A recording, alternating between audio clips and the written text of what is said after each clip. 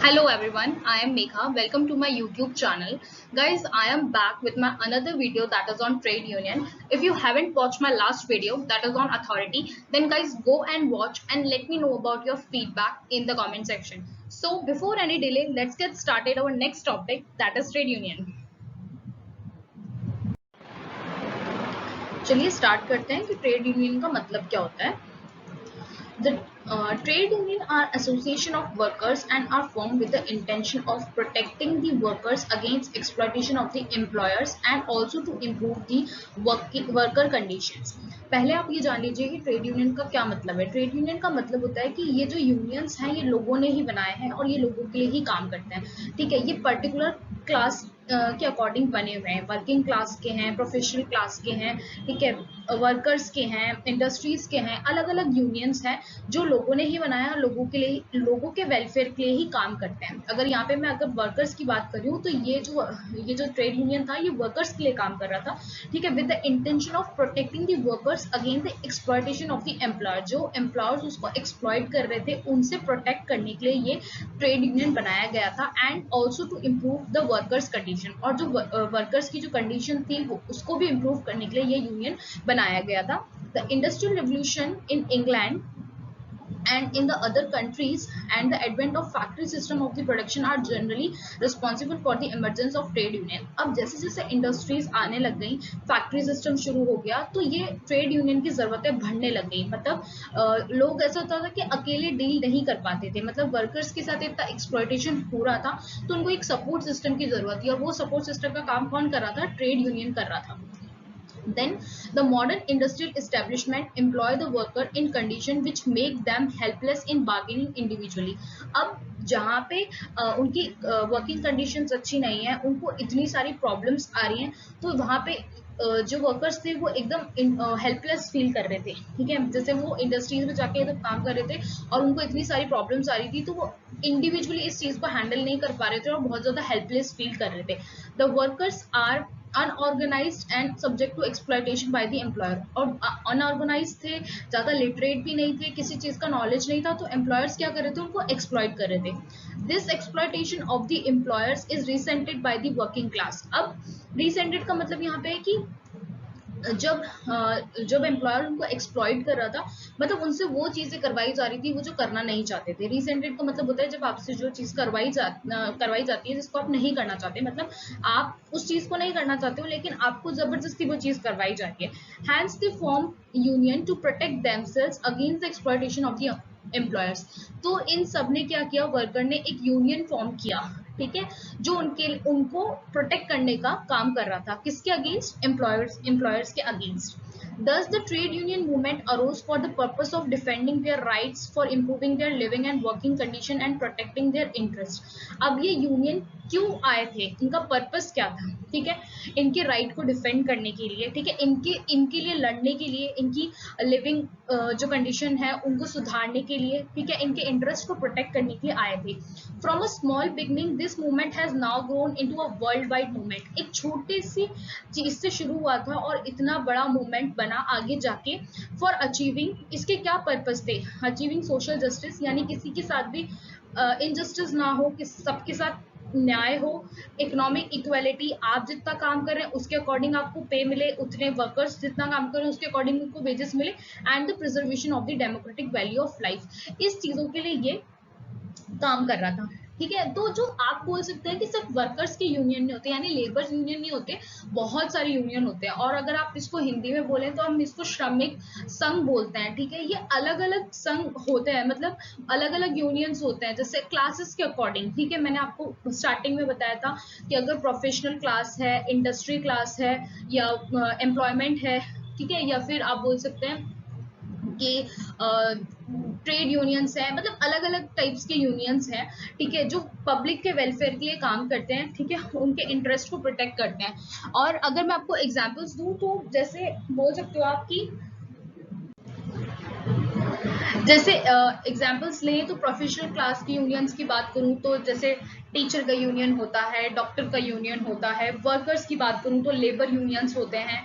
ठीक है, film artist के यूनियन होते हैं, अलग अलग लोगों के यूनियन होते हैं, ये पब्लिक के लिए काम करते हैं। यहाँ पे जस्ट सिर्फ वर्कर्स यानी लेबर यूनियन की बात हो रही है, तो यहाँ पे सिर्फ मैं ट्रेड यूनियन को ही लेबर यूनियन बोलते हैं, सिर्फ उसी की बात नहीं हो रही है। बाकी सारे यूनियंस भी होते हैं जो पब्लिक वेलफेयर के लिए काम करते हैं, और ये हर जगह होते हैं, ठीक है। पब्लिक ने ही इनको बनाया है और ये पब्लिक के वेलफेयर के लिए ही काम करते हैं। मान लीजिए आप जो चीज होती है ना कि आप मैनेजमेंट से डायरेक्ट वो चीज नहीं बोल सकते हैं, मतलब एक आप ये भी चीज बता सकते हैं ट्रेड यूनियन को कि ये चैनल का काम कर रहा है, जैसे वर्कर और एम्प्लॉयर है, ठीक है। तो ये ट्रेड यूनियन क्या कर रहा है, चैनल का काम कर रहा है। आपको ये प्रॉब्लम है तो आप डायरेक्ट अथॉरिटी से नहीं बोल सकते हो, आप इनसे जाके बोलेंगे, ये आपकी बात को आगे पहुंचाएंगे। तो ये एक तरीके का चैनल है जो आपकी बातों को, आपकी प्रॉब्लम को, आपकी शिकायतों को मैनेजमेंट तक पहुंचा रहा है, क्योंकि अपन कोई भी चीज जाके डायरेक्ट अथॉरिटी से नहीं बोल सकते हैं, ठीक है। आपको बीच में कोई एक जना होता है, उसको बात बोलनी होती है, फिर वो आपकी चीजें आगे पहुंचाता है। जैसे मान लीजिए अगर मुझे कोई कॉलेज में प्रॉब्लम होती है तो मैं डायरेक्ट जाके HOD से बोलूंगी, और मतलब डायरेक्ट जाके HOD से बात करूंगी, ये नहीं है कि मैं डायरेक्ट डायरेक्टर सर के पास पहुंच जाऊंगी, ठीक है। तो ये एक चैनल का काम भी करता है। आई होप आपको ट्रेड यूनियन का मीनिंग यहाँ पे क्लियर हुआ। चलिए अब आगे हम डिस्कस करेंगे कैरेक्टरिस्टिक्स ऑफ ट्रेड यूनियन। एक बार मैं इसको हटा दूं, फिर हम आगे डिस्कस करते हैं। और एक मैंने यहाँ पे एक पिक्चर भी दी हुई है, आप इसको देख सकते हैं, ठीक है। कुछ जब आंसर्स वगैरह लिखा करो तो साइड में थोड़ा डायग्राम वगैरह ड्रॉ करके थोड़ा उसको अट्रैक्टिव बनाने की कोशिश किया करो, और कोई भी डाउट्स हो तो उसको आप बिल्कुल कमेंट सेक्शन में भी बता दिया करो, मैं आपको समझा दूंगी। चलिए आगे चलते हैं। चलिए कैरेक्टरिस्टिक्स स्टार्ट करते हैं ट्रेड यूनियन की। Association of employees. A trade union is an essentially a association of employees belonging to a particular class of employment, profession, trade or industry. अब ये जो ट्रेड यूनियन है ये क्या है, एक एम्प्लॉयज का एसोसिएशन ही तो है, एक साथ जो एम्प्लॉयज हैं वो एक जगह इस यूनियन से जुड़े हुए हैं, ठीक है, जो एक पर्टिकुलर क्लास से बिलोंग कर रहे हैं, चाहे वो एम्प्लॉयमेंट रिलेटेड क्लास हो, प्रोफेशनल क्लास हो, ट्रेड हो, इंडस्ट्री हो, ठीक है। तो यूनियन तो किसी का भी हो सकता है, ठीक है, सिर्फ वर्कर्स का यूनियन नहीं होता है, ठीक है, किसी का भी यूनियन हो सकता है। टीचर्स के यूनियन होते हैं, डॉक्टर के यूनियन होते हैं, फिल्म आर्टिस्ट के यूनियन होते हैं, वीवर्स, माइन वर्कर्स, यूनियन किसी का भी हो सकता है। यहाँ पे एक होता है पर्टिकुलर क्लास यहाँ पे उसको ज्वाइन करती है, ठीक है। यहाँ के जो लोग के जो इंटरेस्ट होते हैं वो कॉमन होते हैं, वो हम आगे डिस्कस करेंगे। बट आपको मैं ये बता दूं कि सिर्फ वर्कर्स के यूनियन नहीं होता है, यूनियन किसी भी चीज, किसी भी क्लास का हो सकता है, किसी भी पर्टिकुलर क्लास का हो सकता है। फिर बात करते हैं वॉलंटरी एसोसिएशन की। An employee join the trade union out of his free will. A person cannot be compelled to join a union. यहाँ पे वॉलेंट्री आ गया, उसी से आपको समझ आ जाना चाहिए। वॉलेंट्री का मतलब होता है जो चीजें आप खुद की मर्जी से ज्वाइन कर सकते हो। आपको ये यूनियन ज्वाइन करना है आप कीजिए, आपको ये जो यूनियन ज्वाइन नहीं करना है आपकी मर्जी, कोई आपको कंपल्सन नहीं है कि आप इसको ज्वाइन करना ही करना है, ठीक है। कोई कंपल्सरी नहीं है कि आपको कोई बोलेगा कि नहीं आपको ये ट्रेड यूनियन या कोई सा भी यूनियन आपको ज्वाइन करना जरूरी है, ठीक है। ये आपके ऊपर डिपेंड करता है कि आपको उसको ज्वाइन करना है या नहीं करना है। थर्ड हमारा कैरेक्टरिस्टिक है permanent body. A trade union is usually a permanent body, member में come and go but trade union remains. जो ट्रेड यूनियन है वो परमानेंट बॉडी है, ये नहीं है कि आज है और कल गायब हो गया, ठीक है, ये हमेशा रहेगा। लोग इसमें आए जाए, मतलब लोग आके जुड़े या छोड़ के चले जाएं, लेकिन जो यूनियन है, ट्रेड यूनियन है, वो क्या आएगा, सेम रहेगा। इंटरेस्ट, अब मैंने आपको बताया था ना, इनके जो इंटरेस्ट है वो कॉमन होते हैं, तभी तो लोग इस यूनियन को ज्वाइन करते हैं। The member of trade union have certain matter of common interest. अब वो कॉमन इंटरेस्ट क्या क्या है, जॉब सिक्योरिटी, बेटर पे, working condition and so on which bring them together. ये यूनियन क्यों ज्वाइन किए जाते हैं, ये यूनियन इसलिए ज्वाइन किए जाते हैं क्योंकि ये यूनियन ही आपकी बेटरमेंट के लिए काम करता है, ठीक है, आपकी वर्किंग कंडीशन पे ध्यान देगा, ठीक है, आपकी पे से रिलेटेड चीजों को सॉल्व करेगा, जॉब सिक्योरिटी से रिलेटेड सॉल्व करेगा, तभी एक साथ लोगों को लेके आता है। लोग इन यूनियन को इसलिए ज्वाइन करते हैं ताकि उनको कोई भी जॉब में रिलेटेड प्रॉब्लम हो, जॉब सिक्योरिटी से रिलेटेड प्रॉब्लम हो, बेटर पे के लिए उनको मतलब बोलना हो, या फिर उनकी जो वर्किंग कंडीशन है वो सही नहीं है, इस वजह से उस यूनियन को ज्वाइन करते हैं ताकि वो वहां पे उसको बोल सकें और वो उनकी बातें ये यूनियन आगे पहुंचा सके। क्योंकि डायरेक्टली आप मैनेजमेंट पे जाके नहीं बोल सकते हो कि भाई मेरे को इस चीज़ की प्रॉब्लम है। ये बोल सकते हो आप कि ट्रेड यूनियन इसलिए बनाए जाते हैं या फिर ये यूनियन इसलिए बनाए जा सकते हैं ताकि आप पहले डायरेक्टली आके इनसे बोलो और ये वाली बात आपकी आगे पहुंचाएंगे। मतलब एक आप कम्युनिकेशन का चैनल मान सकते हो कि हाँ आपने इनको बात बोली और ये आपकी प्रॉब्लम्स को आगे, मतलब आप जो भी आपकी जो शिकायतें हैं वो आप इनसे बोल दीजिए और फिर वो आगे जाके आपकी बात को रखेंगे। ये नहीं है कि डायरेक्टली आप अथॉरिटी के पास पहुंच गए अपनी कंप्लेंट्स लेके। ये एक मीडियम है या फिर एक चैनल बोल सकते हो कि हाँ भाई आज हमें भी कोई प्रॉब्लम होती है तो हम डायरेक्टली जाके डायरेक्टर से बात नहीं कर सकते हैं। पहले हम किससे बोलेंगे, एचओडी से बोलेंगे अपने कि भाई हमें ये प्रॉब्लम है। स्टूडेंट को भी कोई प्रॉब्लम होती है तो वो पहले टीचर के पास आता है, टीचर अगर नहीं सुनता तब जाके वो प्रिंसिपल के पास जाता है, ना कि वो डायरेक्ट ही किसी एक बड़े अथॉरिटी के पास पहुंच जाता है। तो ये यूनियंस भी इसलिए बने हुए हैं, चाहे वो टीचर्स के यूनियन हो, डॉक्टर्स के यूनियन, ये यूनियन इसलिए बने हुए हैं ताकि उनको कोई सी भी चीज़ों की प्रॉब्लम हो तो आप पहले जाके उनसे डिस्कस करो, फिर वो आपकी बातें आगे पहुंचाएंगे। इसलिए लोग इससे एक साथ जुड़े हुए होते हैं। चलिए आगे देखते हैं कैरेक्टरिस्टिक। एक बार हटा दूं इसको ताकि आपको लिखने में, नोट्स वगैरह बनाने में प्रॉब्लम नहीं है। चलिए आगे की कैरेक्टरिस्टिक्स। चलिए नेक्स्ट कैरेक्टरिस्टिक देखते हैं, collective action. Even when individual employ has any grievances over certain management decision. अगर कोई से भी एम्प्लॉय को मैनेजमेंट के डिसीजन से कोई शिकायत है, यानी ग्रीवेंसेस यानी शिकायत है, the matter is sorted out by the intervention of the trade union. तो ऑब्वियसली बात है कि ट्रेड यूनियन आपकी इस प्रॉब्लम को सुन के मैनेजमेंट तक पहुंचाएगा और इसको सॉल्व करने की कोशिश करेगा। लेकिन employees are able to initiate collective action to solve any problem concerning any particular employee or all the employees।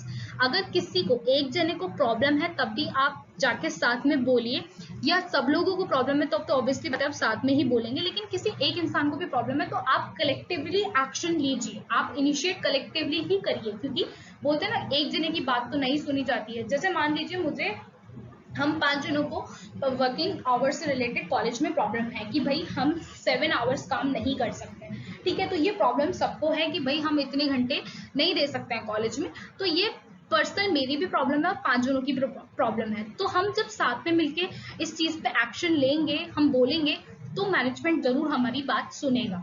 और अगर ये मेरी पर्सनल भी प्रॉब्लम है, सिर्फ मेरी ही प्रॉब्लम है, तब भी सब लोगों को साथ में मिलके ये चीज़ बोलनी चाहिए ताकि उस इंसान की अकेले की प्रॉब्लम सॉल्व हो जाए। तो यहाँ पे ये बोल रहे हैं कि आप इनिशिएट कलेक्टिवली ही कीजिए। Then report with the management. The trade union seek to improve relation between employees and employers. अब जो ट्रेड यूनियन है वो सिर्फ आपको एक्सप्लॉयटेशन से बचाने के लिए या आपकी वर्किंग कंडीशन को सुधारने के लिए काम नहीं करता है, वो और चीज़ों के लिए भी काम करता है, जिससे आपके जो रिलेशन है आपके एम्प्लॉयर और एम्प्लॉय के बीच में, उनको सुधारने का काम भी ट्रेड यूनियन करता है।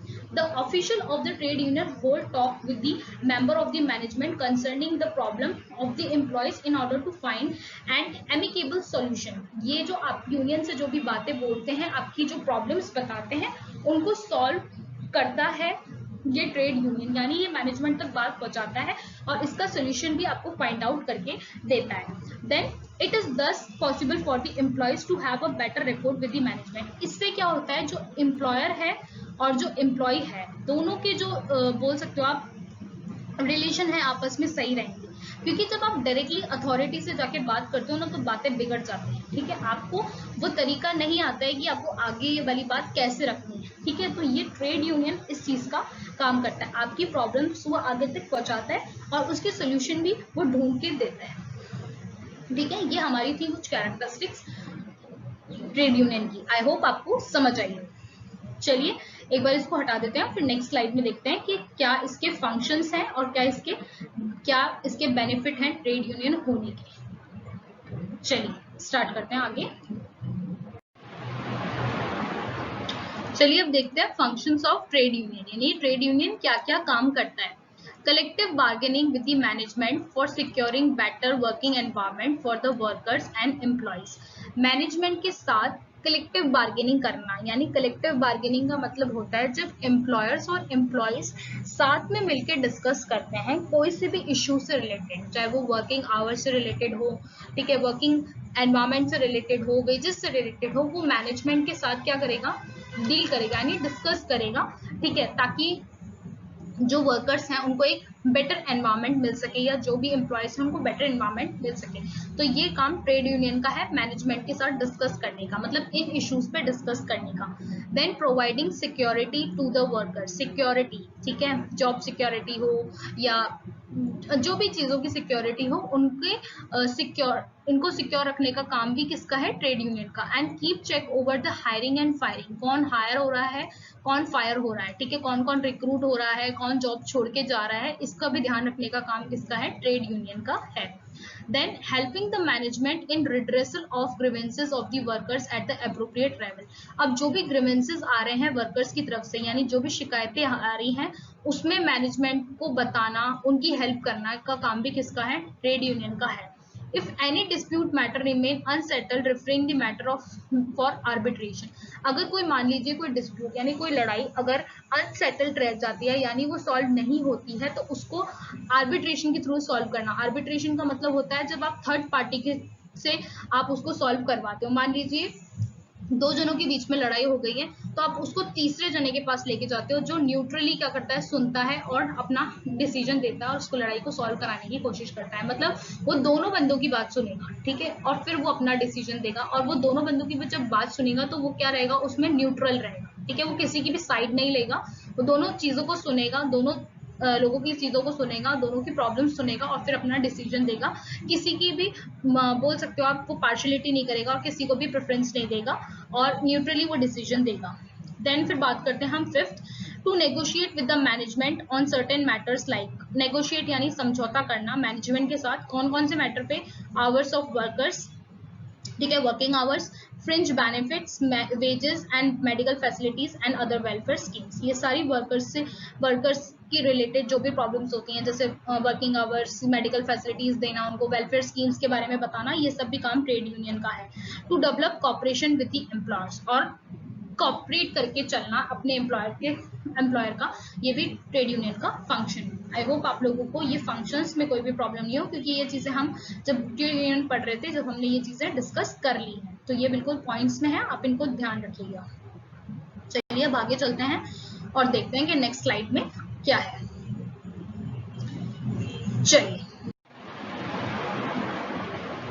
चलिए अब हम देखेंगे benefits of trade union. Trade union के क्या क्या बेनिफिट्स हैं होने से।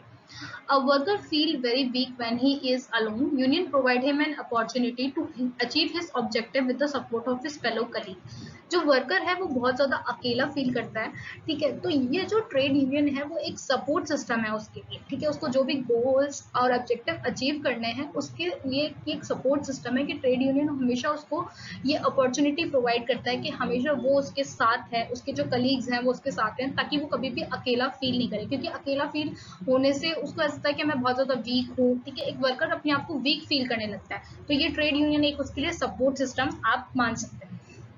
सेकेंड हम बात करें, union protect the economic interest of the worker and ensure a reasonable wages rate and wage plans for them. Economic interest को प्रोटेक्ट करने का काम भी कौन करता है, यूनियन करता है, ठीक है, आपको रीजनेबल, जैसे जितना आप जो काम कर रहे हैं उसके अकॉर्डिंग आपको रीजनेबल वेजेस मिले, इस चीज का भी ध्यान कौन रखता है, ट्रेड यूनियन रखता है। फिर हम बात करेंगे, union helps the worker in getting certain amenities for them in addition to the higher wages. अब जो वेजेस हैं उस चीज का ध्यान तो रख रहा है, हमने उस पॉइंट में पढ़ लिया, लेकिन सर्टेन एमिनिटीज यानी आप जहाँ पे भी काम कर रहे हैं आपकी वर्किंग जो एनवायरमेंट है वो अच्छा हो, वहाँ पे वाटर फैसिलिटीज हो, मेडिकल फैसिलिटीज हो, वुमेन्स के लिए रेस्ट रूम्स हो, ठीक है, मतलब हर चीज का और दूसरी चीजों का भी ध्यान रखने का काम कौन करता है, यूनियन करता है। Union also provide in certain cases cash assistance at the time of sickness or some other emergency। अगर मान लीजिए आपको कोई ऐसी इमरजेंसी आ जाती है या आप बीमार पड़ जाते हैं और आपको कैश की बहुत ज़्यादा ज़रूरत है, तो उसको प्रोवाइड कराने का काम भी कौन करता है, यूनियन करता है। मतलब आपको इमरजेंसी में पैसे चाहिए, आपके पास पैसे नहीं है, तो उसको प्रोवाइड कराने का काम भी कौन करता है, यूनियन करता है। मतलब ये सारे एक रीजंस दे रखे हैं इन्हें कि यूनियन होने के कितने सारे बेनिफिट्स हैं, आपको कितने सारे फायदे हैं। फिर हम देखेंगे next, union organize negotiation between worker and management and are instrument for settlement of dispute. अगर मान लीजिए वर्कर और मैनेजमेंट के बीच में कोई लड़ाई हो जाती है तो उसको सॉल्व कराने का काम भी किसका है, यूनियन का है। ठीक है। Then last, trade union is also beneficial to employer as it organize the worker under one banner. ये ट्रेड यूनियन से सिर्फ वर्कर्स को फायदा नहीं है बल्कि एम्प्लॉयर का भी फायदा है। कैसे? under organize the worker under one banner and encourage them follow to peaceful means for getting their demand accepted. जो ट्रेड यूनियंस है वो अपने वर्कर्स को क्या बताते हैं कि अगर आपको अपनी डिमांड्स को एक्सेप्ट भी करवाना है, आपकी जो भी डिमांड्स हैं उसको आपको फुलफिल करवाना है, तो उसके लिए आप पीसफुल मीन्स यूज कीजिए। मतलब लड़ाई झगड़े के थ्रू नहीं, आप अपनी बात को रखें और वो आपकी बात को आगे पहुंचाएंगे और नॉर्मल तरीके से, मतलब शांति तरीके से इस चीज को वो सॉल्व करने की कोशिश करेंगे। कोई भी ऐसे, मतलब आप ऐसे कोई मीन्स यूज ना करें मतलब जिससे लड़ाइयाँ वहाँ पे हो जाएं। और इसलिए ये ट्रेड यूनियन एक एम्प्लॉयर के लिए भी फायदा करता है, क्योंकि एक बीच में एक चैनल है। किस किस के बीच में? वर्कर्स और एम्प्लॉयर के बीच में एक ये चैनल है जो चीजें यहाँ से यहाँ तक पहुंचा रहा है, ताकि जो भी चीजें, उनकी जो डिमांड्स हैं, वर्कर्स की जो भी प्रॉब्लम्स हैं वो एम्प्लॉयर तक पहुंचा रहा है, ताकि जो भी झगड़े हैं वो उनसे बच सकें। और ये है कि जो भी डिमांड्स हैं वो फुलफिल हो, लेकिन किस तरीके से? पीसफुल मीन्स, यानी शांति तरीके से वो फुलफिल हो। इसलिए ये एक चैनल है बीच में किसका? ट्रेड यूनियन का, ठीक है, जो दोनों के बीच में हमेशा शांति बनाए रखता है और कभी भी लड़ाई होने नहीं देता। और जब भी होती है तो उसको सॉल्व कराने का काम भी किसका होता है? ट्रेड यूनियन का होता है। तो यही था हमारा ट्रेड यूनियन। आई होप आपको ट्रेड यूनियन में कोई भी प्रॉब्लम नहीं आई हो। यही था हमारा आज का चैप्टर, और इसको बार बार देखिए, आपको बहुत अच्छे से समझ में आएगा। बहुत ही इजी चैप्टर है, आप इसको बार बार सुनते रहिए। बहुत इजी चैप्टर है, कुछ भी रटने की जरूरत नहीं है, इजीली आपको समझ में आ जाएगा। और अगर आपको कोई भी डाउट हो तो आप मुझे कमेंट सेक्शन में करके बता सकते हैं। So guys, this is all about trade union. Thank you so much. If you like my video, then do like, share and subscribe. And don't forget to give your precious feedback in the comment section. और आप मुझे इसके PDF चाहिए तो Telegram channel पे भी follow कर सकते हैं, जिसका नाम है सोशलॉजी विद मेघा। और अगर आपने मेरा प्रीवियस वीडियो नहीं देखा है तो उसका लिंक भी मैं आपको आई बटन पे दे दूंगी, उसको भी जाके देखें और मुझे बताएं कि आपको जो अथॉरिटी वाला वीडियो था मेरा वो कैसा लगा। और आपको कोई वीडियो चाहिए मुझसे तो वो भी मुझे कॉमेंट सेक्शन में जरूर बताएं कि आप मैम इस पे वीडियो बना दीजिए, तो मैं बिल्कुल उस टॉपिक पे वीडियो बना दूंगी। So yes, this is all about it. Thank you so much, and till then, take care, bye bye, and see you in the next video.